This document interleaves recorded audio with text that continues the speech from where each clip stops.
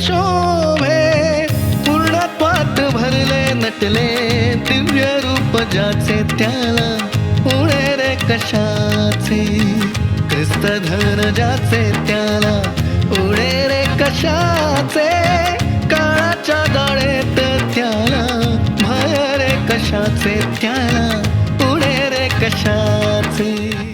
प्रभू येशू ख्रिस्ताच्या सर्वश्रेष्ठ नामात आपणांस अभिवादन. पवित्र शास्त्र बायबलमध्ये योहानकृत शुभवर्तमानाच्या 9व्या अध्यायातील पहिल्या वचनात असे म्हटले आहे, तो तिकडून जात असता एक जन्मांध माणूस त्याच्या दृष्टीस पडला. तो अर्थात प्रभू येशू ख्रिस्त आपल्या शिष्यांसह रस्त्याने जात असताना जन्मतः अंध असलेला एक मनुष्य त्याच्या दृष्टीस पडला. हे वाचताना माझ्या मनात एक विचार आला. त्या मनुष्याला दृष्टी नसल्यामुळे समोरून येणारा प्रभू येशू ख्रिस्त दिसला नाही. मात्र प्रभूच्या नजरेतून तो मात्र काही सुटला नाही. मनुष्याची स्थिती अशीच आहे. आम्हाला देव दिसत नाही, पण लक्षात ठेवा, देव मात्र आम्हाला सतत पाहत असतो.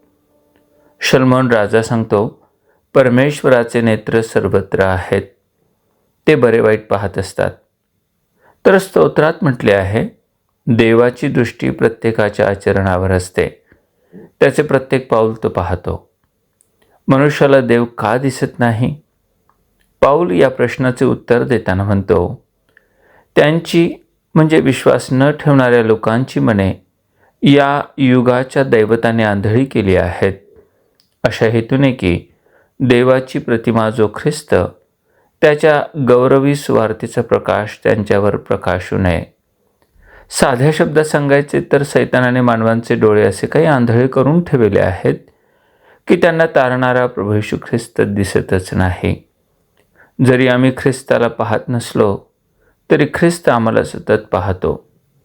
त्याला आमचा कळवळा येतो व तो आम्हाला दृष्टी देऊ इच्छितो. जीवनाचा प्रकाश आम्हास प्राप्त व्हावा ही त्याची मनापासूनची इच्छा आहे. काय आपल्याला त्याला पाहता यावे म्हणून दृष्टी व सार्वकालिक जीवनाचा प्रकाश प्राप्त व्हावा असे वाटते काय? तर प्रभूकडे आपली इच्छा प्रकट करा. तो नक्कीच आपणास नवी दृष्टी व जीवनाचा आनंद देऊ करील. परमेश्वर आपणास कृपापूर्व धन्यवाद.